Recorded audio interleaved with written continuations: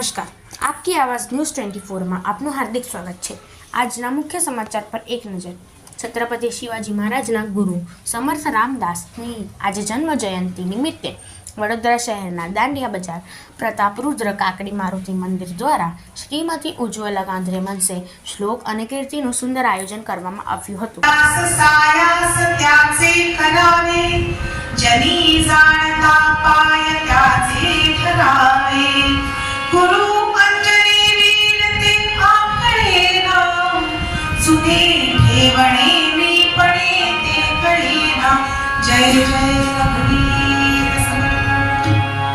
जुनं ते सगळं चुकीचं नाहीये, तसंच नवीन ते सगळं वाईट नाहीये।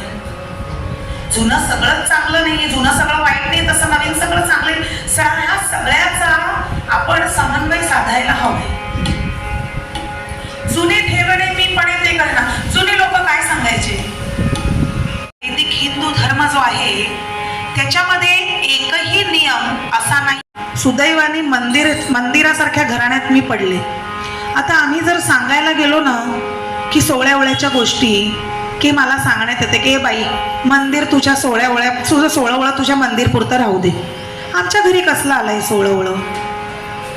अहो 16 ओळ ही स्वच्छताच आहे ना। आणि ज्या गोष्टीला तुम्ही जुनवाणी म्हणताय, कोरोनाने नव्या पद्धतीने तुम्हाला शिकवलंच ना।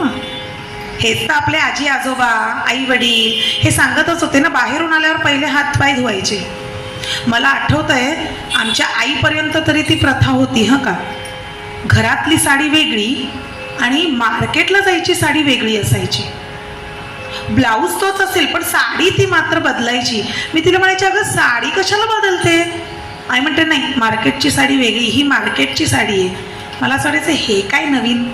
मग कोरोनाने शिकवलं आम्हाला की हो बाहेरचे कपडे घरात नाही घालायचे, कारण की किटाणू असतात ना। आणि म्हणून माझा हल्ली प्रयत्न हा असतो की आत्ताची जी पिढी आपल्या पुढची आपल्यापर्यंत जी पिढी होती ना, तिने कधी विचारले नाही प्रश्न की का असं करायचं नाही। अर्थात विचारलं की आम्हाला थप्पडही पडत होती। सांगितलंय तेवढं ऐक आणि चुपचाप बस। हा एकदम रामबाण इलाज होता आमच्या वेळेचा। त्या माध्यमाने 16 ओळ शिकवलं ना तर ते नक्की पाळतील। पण आता आताच्या पिढीला तुम्ही सांगा ना की देव बाप्पा पाप दे, कोणी ऐकणार नाही। कारण की आताच्या 2 वर्षाला नाही, 2 वर्षाच्या मुलाला माहिती असतं की देव बाप्पा काही पाप द्यायला बसलेला नाही। आई नारायणाला समजून कुठला प्रोग्राम केला आज? आज आहे दासनवमी म्हणजे श्री रामदास स्वामी यांची नवमी। आणि रामदास स्वामी हे श्री रामाचे खूप भक्त होते आणि त्यांनी रामाला स्वतःला अर्पण केलं होतं श्रीरामाला। त्यामुळे आज त्यांची जन्मोत्सव असल्यामुळे आम्ही रामदास नवमी ह्या नावाने त्यांचा उत्सव करत आहोत। आज आम्ही देशस्थ हृदयी ब्राह्मण मंडळ ह्यातर्फे आम्ही उज्ज्वलाताई गद्रे यांचं रामदास नवमी निमित्त कीर्तन ठेवलेलं आहे।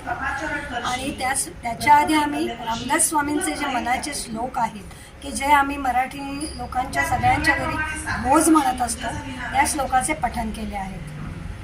काय नाव आपलं? माझं नाव रोहिणी बक्षी, मी उपाध्यक्ष आहे।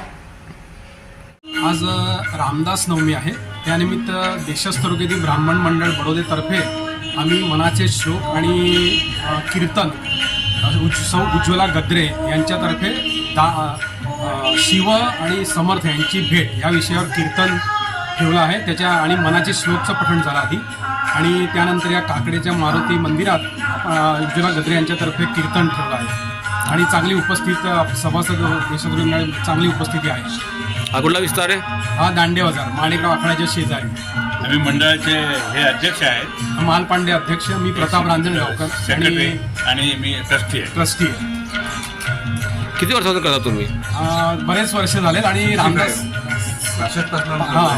1967 पासून आम्ही खास म्हणजे रामदास स्वामी जे होते समर्थ स्वामी ते पण देशस्थ हृदयी होते, म्हणजे आमच्या मंडळाचेच, आणि त्या आम्हाला अगदी आनंद आहे।